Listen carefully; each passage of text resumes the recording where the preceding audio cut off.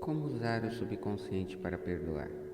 A vida não tem favoritos. Deus é vida e esse princípio da vida está fluindo através de você nesse exato momento. Deus expressa-se com harmonia, paz, beleza, alegria, abundância através de você. Isso é chamado de vontade de Deus ou tendência da vida. Se você opõe resistência à sua mente ao fluxo da vida que ocorre em você, essa congestão emocional ficará gravada em seu subconsciente e causará todas as espécies de condições negativas. Deus nada tem de condições infelizes ou caóticas existentes no mundo. Todas elas se produzem pelo pensamento negativo e destrutivo do homem. Portanto, é tolice responsabilizar Deus por suas dificuldades e doenças. Muitas pessoas habitualmente erguem uma resistência mental ao fluxo da vida ao acusar e censurar Deus pelos pecados, doenças, sofrimentos da humanidade. Outras lançam Deus a culpa por suas dores, achaques, perdas de entes queridos, tragédias pessoais e acidentes. Ficam com raiva de Deus e acreditam que Ele é responsável por suas desgraças. Enquanto essas pessoas mantiverem atrás conceitos negativos sobre Deus, sofrerão as reações negativas automáticas de suas mentes subconscientes. Na verdade, tais pessoas não sabem que se estão punindo a si mesmas. Devem ver a verdade, encontrar a libertação e abandonar toda e qualquer condenação, ressentimento e raiva contra quem quer que seja ou qualquer poder externo. De outra maneira, não conseguirão evoluir a saúde e felicidade e na posse das suas atividades criadoras. No momento em que essas pessoas passarem a ter Deus de amor em suas mentes e corações, e quando acreditarem que Deus é Pai amado, que deles toma conta, cuida, orienta, sustenta e fortalece, esse conceito ou crença sobre Deus ou princípio da vida será aceito por suas mentes subconscientes e verão abençoadas de incontáveis maneiras. A vida sempre perdoa. A vida sempre perdoa quando você corta o dedo, a inteligência subconsciente que há dentro de você começa imediatamente a recuperá-lo. Novas células são construídas e fecham o corte. Se você ingere algum alimento estragado por engano, a vida o perdoa e faz com que você vomite para preservá-lo. Se você queima a mão, a princípio da vida reduz o edema e a congestão, dá-lhe uma nova pele, um novo tecido, novas células. A vida não guarda rancor contra você e está sempre a perdoar.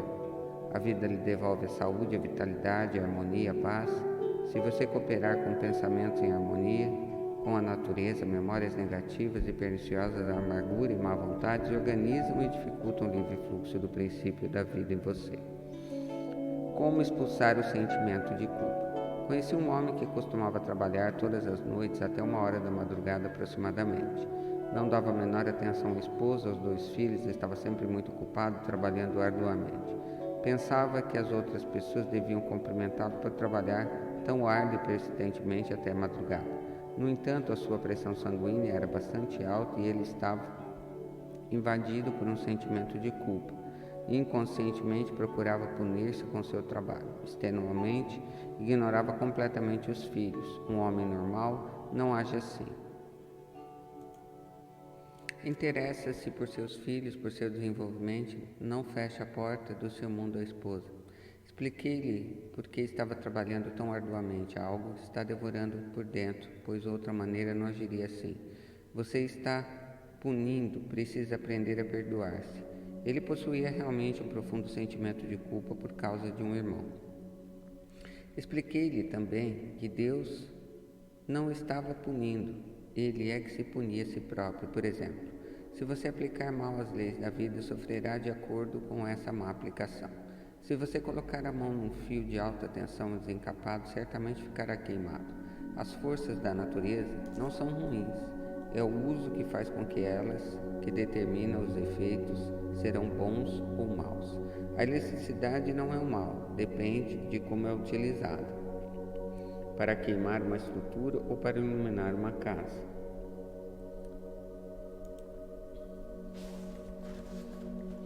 O único pecado é a ignorância da lei e a única punição é a reação automática da má utilização da lei pelo homem. Se você utilizar mal os princípios da química, pode fazer explodir seu escritório ou fábrica. Se você põe a mão numa lâmina, pode fazer com que sua mão sangre. O objetivo da lâmina não é esse. O homem compreendeu que Deus não condena nem pune ninguém e que todos os seus sofrimentos se deviam à reação do seu subconsciente aos seus próprios pensamentos negativos e destrutivos. Ele enganara o irmão certa ocasião e este agora estava morto. Ele estava cheio de remorsos e com um profundo sentimento de culpa. Indaguei: você seria capaz hoje de enganar seu irmão? Não, respondeu.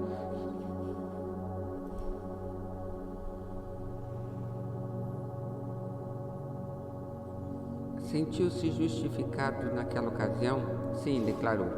Mas agora não faria novamente? Não, agora estou ajudando os outros a aprender como viver. Acrescentei o seguinte comentário: agora você possui um poder de raciocinar e uma compreensão maior. O perdão é perdoar-se a si mesmo. O perdão é colocar seus pensamentos em sintonia com a lei divina da harmonia. A autocondenação é chamada de inferno, escravidão e frustração. E o perdão é conhecido como céu, harmonia e paz. O peso da culpa e da condenação foi tirado da sua mente e ele teve uma cura completa. O médico tornou sua pressão e ela estava normal. A explicação foi a cura. Um assassino aprende a perdoar-se. Um homem que assassinou seu irmão na Europa procurou-me há alguns anos, sofria de grande angústia e tortura mental. Acreditando que Deus devia puni-lo, explicou que o seu irmão teve um caso com sua esposa e matou-o com um tiro no impulso do momento. Isso acontecera cerca de 15 anos antes de me procurar. Nesse período, casara-se com uma jovem americana e fora abençoado com 3 filhos adoráveis. Estava numa posição em que ajudava muitas pessoas e era um homem inteiramente transformado. Expliquei-lhe que física e psicologicamente não era o mesmo homem que matara o irmão, uma vez que os cientistas asseguram que as células do nosso corpo mudam a cada 11 meses. Além disso, era um novo homem mental e espiritualmente, estava agora cheio de amor e boa vontade pela humanidade. O velho homem que cometera o crime 15 anos atrás estava morto mental e espiritualmente. Na verdade, ele estava condenando um homem inocente. Essa explicação teve um efeito profundo sobre ele, tendo declarado que, como se houvesse tirado um grande peso da sua mente, ele compreendeu o significado da verdade que se lê na Bíblia. Vinde, pois, arrazoemos, diz o Senhor.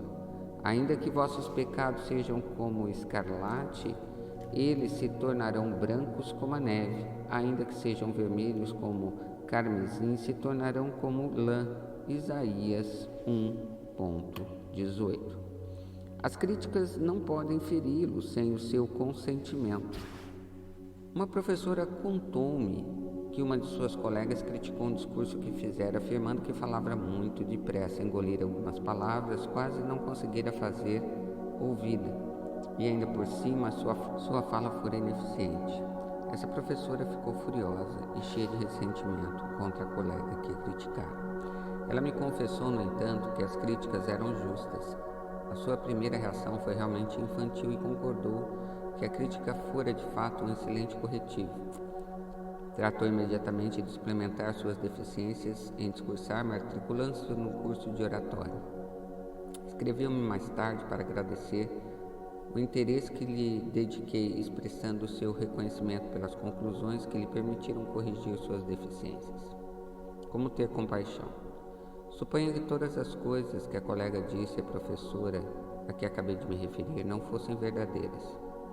A professora teria compreendido que as suas palavras haviam abalado os preconceitos, superstições ou estreitas crenças sectárias da colega e que a pessoa psicologicamente doente está simplesmente expelindo o seu ressentimento por ter sido ferida por uma evolução psicológica. Compreender isso é ter compaixão. O próximo passo lógico seria rezar pela paz, harmonia e compreensão da outra pessoa. Você não pode ser ferido quando sabe que é o Senhor dos seus pensamentos, reações e emoções. As emoções seguem-se ao pensamento e você possui o poder de rejeitar todos os pensamentos que possam perturbá-lo ou afligir. Abandonada no altar. Alguns anos visitei a igreja para uma cerimônia de casamento. O noivo não apareceu e, ao cabo de 2 horas, a noiva derramou algumas lágrimas e disse-me: rezei pedindo orientação divina, esta pode ter sido a resposta, pois ele nunca falha. Assim foi a reação: fé em Deus em todas as coisas boas. Ela não teve amargura no seu coração explicando. O casamento não devia ser a ação correta, pois minha oração pedia que fosse indicada a ação correta para nós dois. Outra pessoa que passasse por uma experiência semelhante teria um acesso a uma crise emocional, necessitando de sedativos e talvez mesmo internação a um hospital. Sintonizo com a infinita inteligência que há dentro das profundezas do subconsciente, confiando na resposta da mesma maneira que confiava na sua mãe quando ela pegava nos seus braços. E assim você pode adquirir o equilíbrio e saúde mental e emocional. É um erro casar. O sexo é coisa do diabo e eu também. Há algum tempo conversei com uma jovem de 22 anos de idade que havia ensinado que era pecado dançar, jogar cartas, nadar e sair com homens. Era ameaçada por sua mãe, que lhe dizia que arderia eternamente no fogo do inferno se desobedecesse à sua vontade e aos ensinamentos religiosos. Essa jovem usava sempre vestido preto e meias pretas, não usava rouge, batom ou qualquer outra espécie de pintura, pois sua mãe dizia que essas coisas eram pecaminosas. A mãe disse-lhe também que os homens eram diabólicos e que o sexo era coisa do diabo, uma devassidão simplesmente diabólica. Essa jovem teve de aprender a perdoar-se, pois estava dominada por um sentimento de culpa. Perdoar significa renunciar. Ela teve de renunciar a todas as suas falsas crenças nas verdades da vida e criar uma nova avaliação de si mesma. Quando saía com os jovens do escritório em que trabalhava, tinha uma profunda sensação de culpa e pensava que Deus iria puni-la. Inúmeros rapazes propuseram-lhe casamento, mas ela afirmou: o casamento é um erro. O sexo é coisa do diabo e eu também. Era a voz da sua consciência ou condicionamento anterior falando. Passou a visitar-me uma vez por semana, durante 10 semanas, tendo eu explicado o funcionamento das mentes consciente e subconsciente, como estava exposto nesse livro. Gradualmente essa jovem foi compreendendo que fora submetida a uma terrível lavagem cerebral, mesmerizada e condicionada por sua mãe ignorante, supersticiosa, intolerante e frustrada. Ela rompeu inteiramente com sua família e iniciou uma nova maravilhosa vida.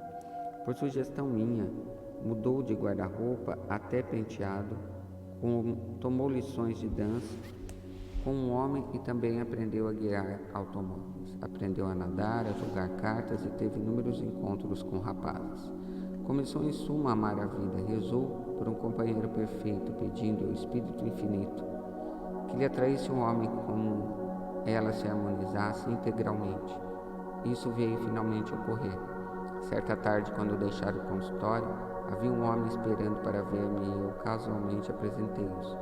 Estão agora casados e vivem em perfeita harmonia um com o outro. O perdão é necessário para a cura. E quando estiverdes orando, se tendes alguma coisa contra alguém, perdoai. Marcos 11:25. Perdão dos outros é essencialmente para a paz mental e saúde irradiante. Você deve perdoar a todos os que feriram e deseja ter uma saúde perfeita e felicidade. Perdoe-se a si mesmo, pondo seus pensamentos em harmonia com a lei da ordem divina. Você não pode, entretanto, perdoar-se a si mesmo realmente quando não tiver perdoado os outros. Recusar a perdoar-se não passa de orgulho espiritual e ignorância. No campo psicossomático da medicina moderna, é constantemente ressaltado o fato de que o ressentimento, a condenação dos outros, o remorso, a hostilidade estão por trás de uma multidão de doenças que vão da artrite às doenças cardíacas. Salientam os médicos que essas pessoas doentes foram magoadas, maltratadas, enganadas e prejudicadas e estão cheias de ódio e ressentimento contra o que elas feriram. Isso provoca ferida inflada e supurada em seus subconscientes. Só há um remédio e ela tem que eliminar e descartar-se dos seus ferimentos, e o único caminho seguro para isso é o perdão. O perdão é o amor em ação. O ingrediente essencial na arte do perdão é a disposição de perdoar. Se você deseja sinceramente perdoar, já ultrapassou mais da metade dos obstáculos. Estou certo de que você compreende que perdoar alguma pessoa não significa necessariamente que você gosta dela ou vá associar-se a ela. Você não pode ser compelido a gostar de alguém. Como um governo também não pode legislar boa vontade, amor, paz ou tolerância. É impossível gostar das pessoas pelo simples fato de alguém em Washington ter baixado um decreto com essa determinação. Podemos, contudo, amar as pessoas sem delas gostarmos. A Bíblia diz: amai-vos uns aos outros. Isso qualquer pessoa que queira realmente poderá fazê-lo. Amar significa desejar a outra pessoa saúde, felicidade, paz, alegria e todas as bênçãos da vida. É preciso apenas um requisito: sinceridade. Você não está sendo magnânimo quando perdoa, está sendo, na verdade, egoísta, pois o que deseja para os outros está de fato desejando para si mesmo. O motivo é que você está pensando e o está sentindo. Como pensa e sente, assim você é. Haverá coisa mais simples que essa?